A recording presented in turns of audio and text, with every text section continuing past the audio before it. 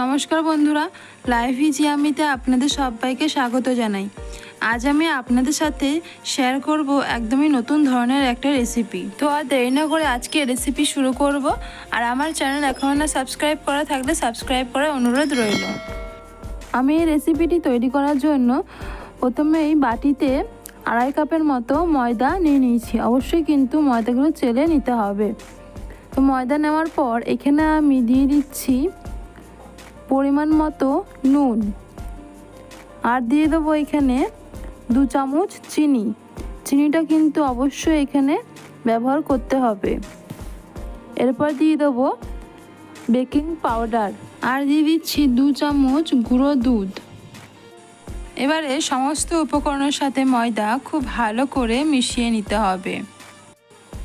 এরপর আমি ময়দাটা মেখে নেব। ময়দা মাখার জন্য উষ্ণ গরম জল ব্যবহার করছি। এই রেসিপিটায় ময়দাটা কিন্তু ফুটন্ত জল বা খুব ঠান্ডা জল দেওয়া যাবে না, হালকা গরম জল দিয়েই কিন্তু ময়দাটা মাখতে হবে।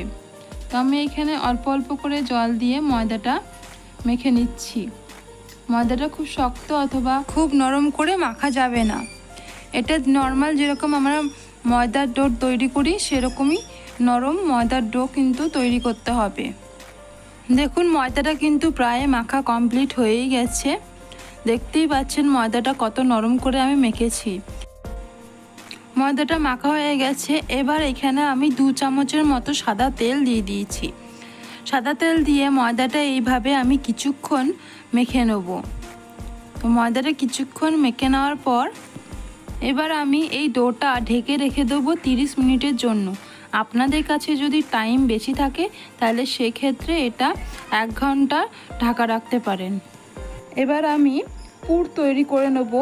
পুর তৈরি করে নেওয়ার জন্য গ্যাসের উপর কড়াই বসিয়েছি। কড়াই দিয়ে দিলাম 3-4 চামচের মতো সাদা তেল। সাদা তেলের মধ্যে ফোড়ন দিয়ে দিলাম গোটা জিরে। ছোটো চামচের 1 চামচ গোটা জিরে দিয়েছি। জিরেটা একটু লাল হয়ে গেলে এখানে আমি দিয়ে দেবো পেঁয়াজ কুচি। পেঁয়াজটা এরকম লম্বা লম্বা করে কাটতে হবে। তো পেঁয়াজটা দিয়ে নেড়ে চেড়ে ভেজে নেব, তবে পেঁয়াজটা খুব লাল করে ভাজা যাবে না, পেঁয়াজটা একটু নরম করে নিলেই হবে। দেখুন পেঁয়াজ প্রায় ভাজা হয়েই গেছে, খুব একটা ভাজিনি। এরপর এখানে দিয়ে দিয়েছি টমেটো কুচি। একটা বড় সাইজের টমেটো এইভাবে কুচিয়ে দিয়ে দিয়েছি। এবার দিয়ে দিলাম 3-4টের মতো কাঁচা লঙ্কা কুচি। যে যেমন ঝাল খেতে পছন্দ করেন সেই রকম কাঁচা লঙ্কা দেবেন। এরপর টমেটোর সাথে পেঁয়াজটা আমি কিছুক্ষণ ভেজে নেব। পেঁয়াজের সাথে টমেটো কিন্তু ভাজা হয়ে গেছে। এরপর এখানে দিয়ে দিলাম 1 চামচের মতো গ্রেট করে রাখা আদা আর রসুন। আদা আর রসুন দিয়ে খুব ভালো করে ভেজে নিতে হবে, নাহলে কিন্তু আদা রসুনের কাঁচা গন্ধ ছাড়বে। তাই এটা আমি টমেটোর সাথে খুব ভালো করে ভেজে নেব, যাতে করে কাঁচা গন্ধটা চলে যায়। এবার এখানে দিয়ে দেবো কিছু গুঁড়ো মশলা।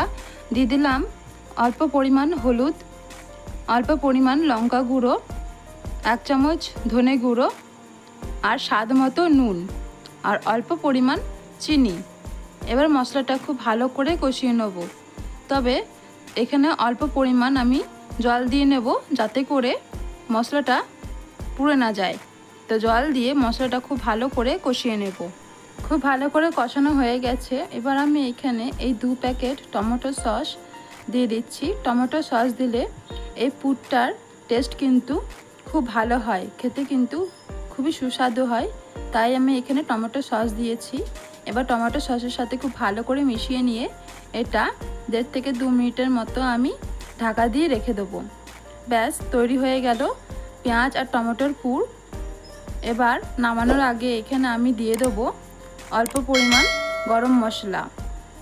তো গরম মশলা দিয়েই কিন্তু এটা আমি নামিয়ে দেবো। দেখুন পুরটা কিন্তু আমি একটা বাটিতে নামিয়ে নিয়েছি। এবার আমি এখানে নিয়েছি 2টো সিদ্ধ ডিম। তো সিদ্ধ ডিমটা আমি 4 ভাগে ভাগ করে নিচ্ছি। দেখুন ডিমগুলো কিন্তু ভাগ করা হয়ে গেছে। এবার যে ময়দার ডোটা আমি ঢেকে রেখেছিলাম সেটা আমি খুলে নিলাম।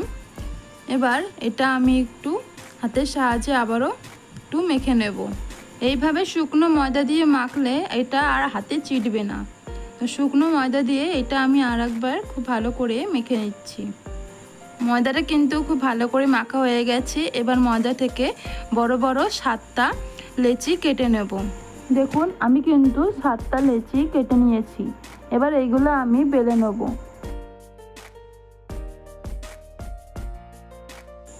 আমি সব কটা বেলে নিয়েছি। এবার এখানে আমি 4টে নিয়েছি। 4টের মধ্যে এইভাবে চামচে করে অল্প অল্প করে পুরটা আমি দিয়ে দিচ্ছি। পুর দেওয়া কমপ্লিট হয়ে গেছে। এবার যে ডিমের টুকরোগুলো আমি করে রেখেছিলাম সেই এক একটা টুকরো নিয়ে পুরের ওপর দিয়ে দিচ্ছি। প্রত্যেকটা ডিম দেওয়া কমপ্লিট হয়ে গেছে। এবার এর যে মুখগুলো আছে সেগুলো আমি বন্ধ করে দেব। তাই এইভাবে একটা আমি উঠালাম।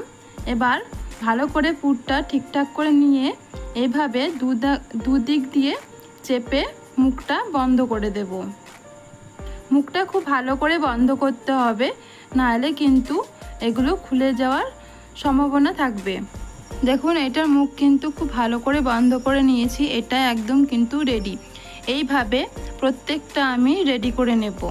দেখুন প্রত্যেকটা কিন্তু আমার রেডি হয়ে গেছে। এবার এগুলো আমি তৈরি করে নেব। এর জন্য চলে আসছি রান্নায়। তো তাই এখানে গ্যাসের ওপর আমি একটা কড়াই বসিয়েছিলাম। কড়াইটা অল্প আমি গরম করে নিয়েছি, খুব বেশি গরম করার দরকার নেই। এবার এর মধ্যে আমি কিন্তু কোনো রকম তেল বা কিছু দিইনি। তো শুকনো অবস্থায় আমি এগুলো ফাঁকা ফাঁকা করে দিয়ে দিলাম। এবার এটা 5 মিনিটের মতো ঢেকে দিয়েছি। তো 5 মিনিট পর দেখুন এটা কিন্তু কতটা ফুলেছে। তো এটার একটা পিঠ হয়ে গেছে, অপর পিঠ হওয়ার জন্য কিন্তু আমি এটা উল্টে দেব। আর এটার অপর পিঠটা হতে কিন্তু খুব বেশি টাইম লাগবে না। তাই অপর পিঠটা খুব অল্প সময়ের জন্য কিন্তু আমি ঢেকে রেখে দেব। ঢাকাটা এবার খুলে নিচ্ছি। এবার ওই পিঠটা উল্টে দেখাচ্ছি। দেখুন ওই পিঠটা কিন্তু খুব ভালো মতোই হয়ে গেছে। আর এগুলো দেখতেও কিন্তু খুব সুন্দর হয়েছে, আর খেতেও কিন্তু এগুলো খুব সুন্দর হয়। দেখুন কত সুন্দর দেখতে হয়েছে। এবার এগুলো আমি নামিয়ে নিচ্ছি। দেখুন আমি কিন্তু এগুলো একটা প্লেটে নামিয়ে নিয়েছি। এগুলো দেখতে কতটা সুন্দর হয়েছে, খেতেও কিন্তু খুবই ভালো হয়। এগুলো দেখুন কতটা নরম তৈরি হয়েছে। তো আমি এবার একটা আপনাদের ভেঙে দেখাচ্ছি যে ভেতর থেকে কেমন তৈরি হয়েছে। দেখুন ভেতর থেকেও কিন্তু এটা খুব সুন্দর তৈরি হয়েছে, আর খেতেও কিন্তু খুবই টেস্টি হয়। একবার হলেও বাড়িতে এটা আপনারা ট্রাই করবেন, আশা করছি আপনাদের অনেক ভালো লাগবে। আর আজকের রেসিপিটা কেমন লাগলো অবশ্যই আপনারা কমেন্ট করে জানাবেন।